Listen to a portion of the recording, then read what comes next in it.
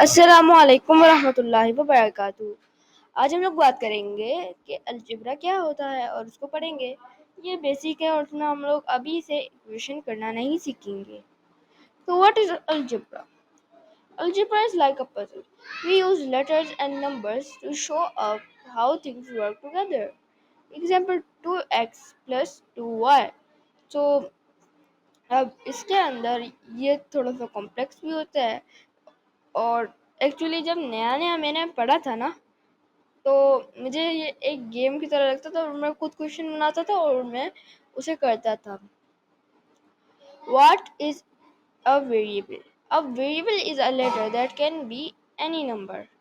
कुछ भी हो सकता है, इसकी वैल्यू कोई भी हो सकती है। 0 हो सकती है, 1 हो सकती है, 2 हो सकती है, 3 हो सकती है। जैसे कि ये x प्लस 2 इज इक्वल 5। अब यहाँ पे आपको नहीं पता है कि x क्या है, तो ये है एक वेरिएबल। ये एक मिस्ट्री बॉक्स की तरह होता है, लेकिन मिस्ट्री बॉक्स को अगर हम लोग खोज लें या फिर किसी तरीके से हमें पता चल जाए इसका, तो क्या है वैल्यू। अब मैं आपको यहाँ पे अगर मैं x की वैल्यू बताऊँ तो इसकी वैल्यू 3 है। 3 प्लस 2 इज इक्वल 5। आप हैरान होंगे कैसे, या फिर आपको लगेगा ये मैंने पहले से खुद ही बनाई है। अब कोफिशिएंट्स के बारे में बात करते हैं। कोफिशिएंट जो होते हैं ना, वो नंबर होते हैं फ्रंट ऑफ लेटर के। इसका मतलब होता है कितनी दफ़ा वो वेरिएबल है। मतलब 3x जो है 3 दफ़ा उस वेरिएबल को मल्टीप्लाई करेंगे।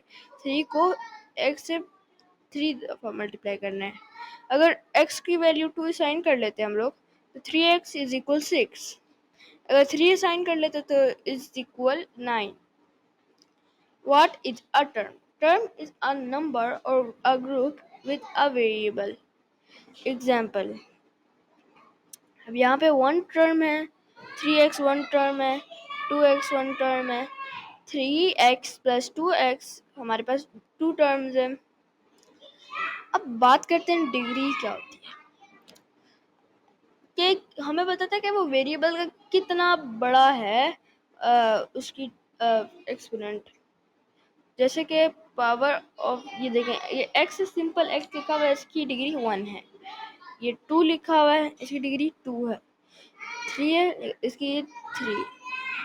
इसके अंदर हम लोग लेवल अप हो रहे होते हैं, मतलब degree 1, degree 2, degree 3। What does basic algebra mean? इसके अंदर हमारे पास होता है लेटर्स यानी वेरिएबल्स, नंबर्स जिसको कांस्टेंट कहते हैं, प्लस माइनस मल्टीप्लाई डिवाइड करते हैं हम लोग उन वेरिएबल से, और पजल सॉल्विंग करते हैं। तो आपको एग्जांपल देते हैं, x plus 3 is equal 6। What is x? x is a variable, a mystery box. तो इसको सॉल्व करते हैं। अब 6 को 3 में से निकालेंगे तो हमारे पास 3 आता है, तो x की वैल्यू 3 रख देंगे। अभी के लिए हम लोगों ने इसे नहीं पढ़ा, तो इसके बारे में ज़्यादा नहीं उलझना है। अब बात करते हैं कॉन्स्टेंट्स क्या है, सबसे इम्पोर्टेंट। ये एक फिक्स वैल्यू होती है, जैसे कि 3, ये 2 के इक्वल कभी नहीं हो सकती। आप जितने भी कोशिश कर लेना, 3 2 के इक्वल कभी भी नहीं हो सकता, क्योंकि ये कांस्टेंट है और ये हमेशा नंबर्स ही होते हैं।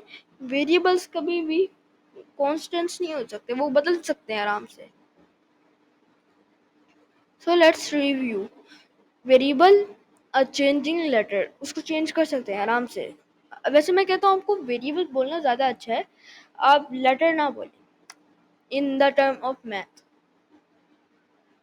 कोफिशिएंट जो होता है किसी नंबर के आगे जो होता है ना, जो कोई कांस्टेंट होता है, उसके साथ अगर वेरिएबल हो तो उसको कोफिशिएंट बोलेंगे।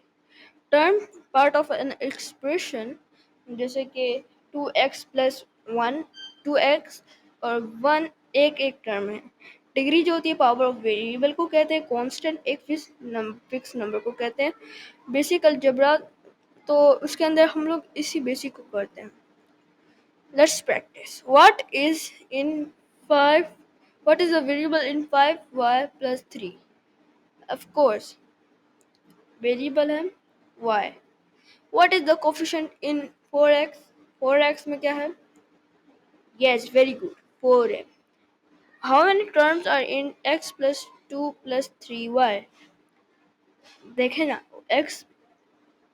x वन टर्म हो गई, 2 वन टर्म हो गई, 3 वन टर्म हो गई हमारे पास 3 टर्म्स। अब आपको यकीनन समझ आया होगा। मेरी तरफ से आप लोगों को अल्लाह हाफिज़।